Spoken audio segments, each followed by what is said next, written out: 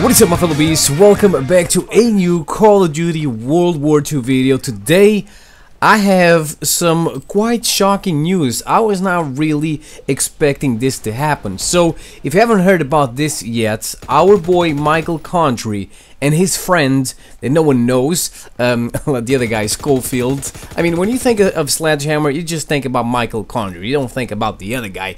But anyways, both of them have left Sledgehammer. No, they were not fired as many people would have liked. Instead, now they are working for Activision. So they're still working, they're still connected to Call of Duty, but they're not connected, directly to the games. I'm gonna be honest, it's a little bit weird that this is happening right now, to leave a company that you started, because Michael Condrey and his friends were the ones that started Sledgehammer Games, and to leave a game that is not even mid-cycle.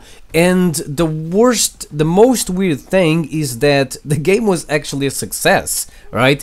If you didn't know, Call of Duty World War II is the best-selling Call of Duty on the PlayStation 4 and Xbox One, which means that it outsold Black Ops 3. That's just absolutely crazy. But I have, it kind of makes sense. This was seen as the Call of Duty savior, the first Call of Duty after the bunny hopping Call of Duty games, and it was taking the franchise back to its roots, boots on the ground, yada yada. Everyone was super excited about Call of Duty World War II, and that's why it sold a lot. It helped. That helped a lot. But when you think about it, the reason why Ghosts and Advanced Warfare and Black Ops 3 didn't sell way more on the PlayStation 4 and Xbox One is because they were also available on the old consoles, on the PlayStation 3 and Xbox 360. So maybe that's really why World War II was able to outsell all those Call of Duty games. But anyways, ladies and gentlemen, this sounds fishy, as I said, but hey,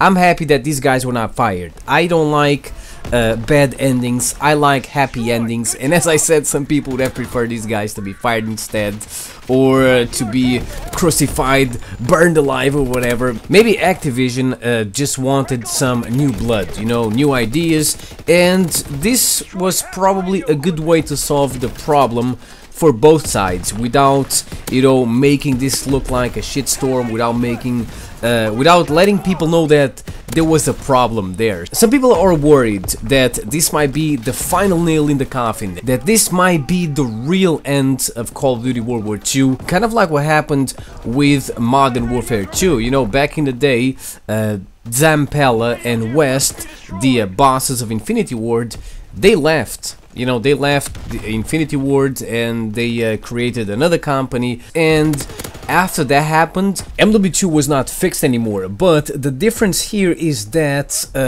World War II really needs fixing. It needs to, they need to add more things to the game to make it fun, and MW2 didn't have that problem. MW2 was already a super fun game, so it was able to continue being a good Call of Duty game, even though we had a few problems, like Danger Close, the grenade launcher, and stuff like that. So it still lived, and it still lives with all those problems. And the same thing might not happen with Call of Duty World War II if they stop updating the game, if they don't continue doing what they were supposed to do before the game was released, which is, having good kill streaks and domination with 100 points and, things like that. More maps, more game modes. Those are things that should have been in the game day one. Sledgehammer already has a new boss. Alright, it's not gonna be left without anyone there steering the ship. The new boss is called Aaron Halon. You know what? It's actually hilarious that it's happened, because a day before this happened, on my last video, I said that I should be working for these motherfuckers. I should be giving these motherfuckers advice, and then boom, a spot was open. My boy Michael, actually 2 spots, so I could take a Spartan Beast with me. I could have taken one of you guys with me, and 2 spots were open. Mikey Condrey and his boy left, but they didn't contact me. They didn't tell me anything. Maybe they don't. Man, they don't have my number. That's the problem. But anyways, he was already working there in the company, and you know what? Maybe he's gonna get things done a little bit quicker. Maybe he's gonna be a little bit faster than sleepyhead Michael Condrey. So this might be good for the game. This might be good for the companies. You know, sometimes when a team is playing bad, they just need a new coach. They just need new ideas, a different tactic. So we're gonna have to stand by the sidelines and see what the coach, what our boy Aaron, is gonna do with the team. I knew there was something wrong, man. I knew there was something wrong with Mikey, with Sledgehammer, because it doesn't make sense. This is something that didn't happen overnight. Alright, maybe this is why they were so slow at fixing the game. Maybe Michael Condrey wasn't really happy with Activision. He wasn't happy about not being able to make Advanced Warfare 2 because, you know, it's funny. At first they wanted to make a Vietnam Call of Duty, right? But Activision didn't allow them to continue working on that project because they had to help Infinity Ward, what was left of Infinity Ward, with Modern Warfare 3, because as I said, Zampella and West, the bosses of Infinity Ward, left the company to work on Titanfall, and they took with them most of the company. So Sledgehammer had to stop working on the Vietnam Call of Duty, and they had to help finish Modern Warfare 3. Then when Call of Duty started the 3-year cycle, they were told to make Advanced Warfare instead of continue working on their Vietnam Call of Duty project, you know, type of thing, which is what they really wanted to do. So after making Advanced Warfare, they were told to make Call of Duty World War II. So pretty much these guys were never able to really make what they wanted to. So yeah, at first they didn't want to make Advanced Warfare, but they did it. They worked hard on it, to be honest. Advanced Warfare, if you are able to kind of like close your eyes and forget about the jumping and whatever, if you don't compare the boots on the ground versus the bunny hops and whatever, Advanced Warfare might be a little bit more fun than World War II. The killstreaks are definitely better. You have the killstreak variants, and there are a lot of other things. The critic class system is a million times better than the divisions from World War II. So I mean, yeah, it was kind of good. As I said, if you forget about the bunny hops, which is what ruined Advanced Warfare for me. So they worked hard on it. They probably enjoyed making that game, and it was their baby. They wanted to see their baby growing. They wanted to make Advanced Warfare 2, but no, it didn't happen. They were denied. Not that I wanted Advanced Warfare 2, to be honest. I didn't. And they had to work on World War 2. So these guys, man, they didn't have an easy time, man. So maybe that's why all of this is happening. And Call of Duty World War 2 is not a bad game, as I've said many times before. It's just boring. That's the problem. It needs better kill streaks. The critic class system is boring, but there's nothing they can do about it now.